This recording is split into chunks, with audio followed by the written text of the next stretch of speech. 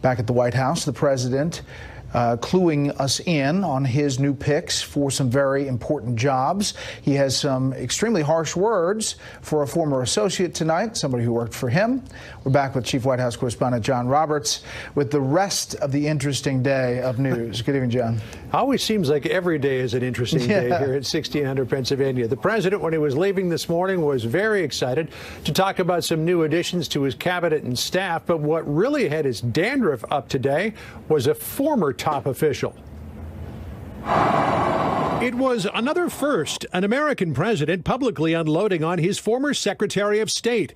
In a tweet, President Trump calling Rex Tillerson, quote, dumb as a rock. It was a forum at the MD Anderson Cancer Center in Houston last night that sparked the outrage. Low-key until now, Tillerson let it be known what he thought of the president. We did not have a common value system. When the president would say, well, here's what I want to do, and here's how I want to do it. And I'd have to say to him, well, Mr. President, I understand what you want to do, but you can't do it that way.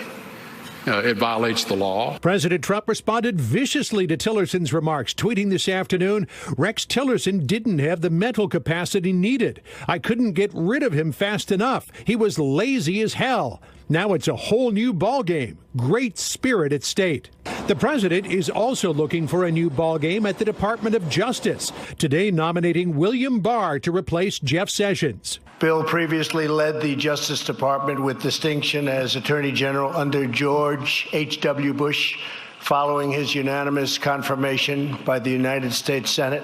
There's no one more capable or more qualified for this role. He deserves overwhelming bipartisan support. In his first go-around as Bush 41's Attorney General, Barr did command overwhelming bipartisan support. He was unanimously confirmed. But today in a statement, Senator Chuck Schumer said Barr has a big hill to climb in his confirmation and tied it to the Mueller investigation, saying Barr must commit first that the special counsel's investigation will proceed unimpeded, and second, that the special counsel's final report will be made available to Congress and the public immediately upon completion. Nancy Pelosi took a wrecking ball to bipartisanship in a statement saying, this nomination is the latest in the president's pattern of installing partisan hacks in the highest reaches of our government who will happily do his bidding. President Trump also announced his long-expected replacement for UN Ambassador Nikki Haley, State Department spokeswoman and former Fox News host Heather Nauert. She's very talented, very smart,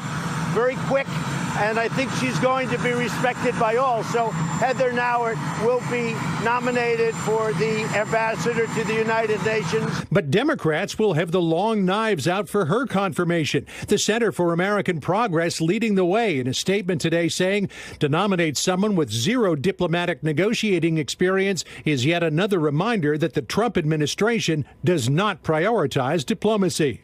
But Nauert got a full measure of support from Senator Lindsey Graham, who said she is a fine and capable person. I'm sure she will perform well at her hearing and look forward to supporting her nomination. And President Trump has another announcement to make tomorrow. He will name the current Army Chief of Staff, Mark Milley, to succeed the current chairman of the Joint Chiefs of Staff, General Joe Dunford. That announcement will be made tomorrow at the Army-Navy football game, but will not be effective until October 1st of 2019. So the president really getting out ahead of this one, Brett. John Roberts for the second time from the North Lawn. John, thanks. Thank you. Over on Wall Street today, another brutal day for investors. The Dow sank 559 today, wiping out the gains for the year. The S&P 500 lost 63. The Nasdaq was off 219. For the week, the Dow fell 4.5 percentage points. The S&P 500 lost 4.6. The Nasdaq dropped almost 5. Today's trading comes on the heels of another solid jobs report, but not as good as predicted. Susan Lee of the Fox Business Network joins us now from New York. Good evening, Susan. Good evening, Brett. A slower pace of hiring in November, but still the best jobs market in close to 50 years. 155,000 jobs were created in the month of November, less than economists forecast, but still the jobless rate held at 3.7%, matching its lowest since 1969. Wage growth stayed at the highest in close to a decade, rising over 3% from a year ago. So where were the jobs? Healthcare, manufacturing, manufacturing touted by the U.S. president still advancing at twice last year's pace. Transportation and warehousing, along with professional and business services, hiring the most in the month. U.S. payrolls have now gained for over 8 years, and that's the longest steady stretch of job creation on record. A bright spot in an economy that's still forecast to be the best year of economic growth since 2005, when the U.S. last grew at over 3%. A rate of growth that economic advisor Larry Kudlow is forecasting for next year as well. The economy is now in a 3% plus trajectory. We're going to get 3% growth next year. We're going to get 3%. I actually believe we will get 3% growth next year.